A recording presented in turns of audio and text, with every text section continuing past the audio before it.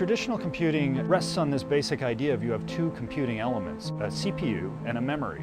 And neuromorphic computing is throwing that out and starting from a completely different point on the architectural spectrum. Our own brains are remarkable in what they can do. We're simply trying to learn from what our brains, the brains of animals, can do to make systems that are smarter and more efficient. What we're looking for is to connect all of the neurons in the chip much like we would with an actual brain. So neuromorphic computing is basically the concept that we're going to simulate the brain in silicon. Neuromorphic computing will show up where they find an application that benefits from being able to embed the intelligence into a device, initially in areas of robotics, autonomous vehicles, where the power and the size and the adaptability are really beneficial. There's a number of different ways it can go, and we can see it filling out the whole extent of machine learning as people have envisioned. So it's a generalization of computer architecture to really provide the right tool to implement artificial intelligence.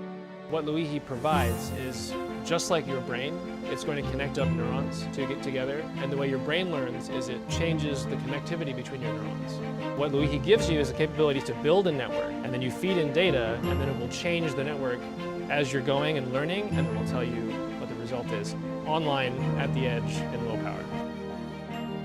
It's really fun to be a part of a project where we have the strength of a company like Intel to invest in these areas and to really solve these hard problems with the whole portfolio of great technology and talent. And neuromorphic computing is an extremely hard problem, but it's one that Intel's scale and expertise can really be brought to bear and make a real difference in the industry.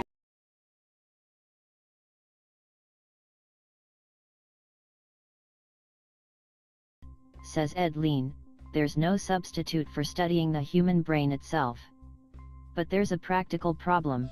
While there are many things you can study in dead tissue, if you want to understand the function of cells, the function of circuits, you have to study living brain. That's easier said than done, of course, but Lean and others at the Allen Institute for Brain Science have come up with a solution that has allowed them to create amazing virtual brain cells. It's all about the detritus of brain surgery. As a surgeon goes through a brain to reach a pathological area, healthy brain tissue is cut out of the way, and discarded, burned as medical waste, actually. This is perfectly good brain tissue. The Allen Institute's insight was to collect and study these bits of living brain, and for the last 5 years or so, they've entered into agreements with Seattle surgeons who collect this waste for them, with permission from patients. It's really quite poignant to work with these tissues that participated in the thoughts and memories of an individual just an hour before. Lean tells NPR. Back at the Allen Institute, researchers can measure the shapes and electrical firing properties of the neurons in these bits of tissue, and develop 3D models showing their appearance and behaviors. The Allen Institute's just released their first models in the open, publicly accessible Allen Cell Types database.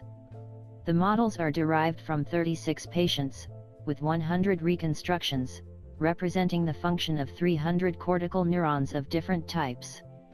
Eventually, the database will include gene expression profiles, based on all of the genes from 3 patients, 16,000 individual brain cells. The database also includes research on mouse brains. What Allen's scientists have done is already extraordinary, not least because anyone with an internet connection can access it. This is just the beginning, but it's immediately apparent how useful these models, as they're expanded, could be to the study and understanding of the human brain, and the important things it controls, from brain diseases like Alzheimer's, to basic processes such as human aging. The National Institutes of Health sees what this could mean to advances in brain research, and has awarded 5-year grants worth $100 million to the Allen Institute to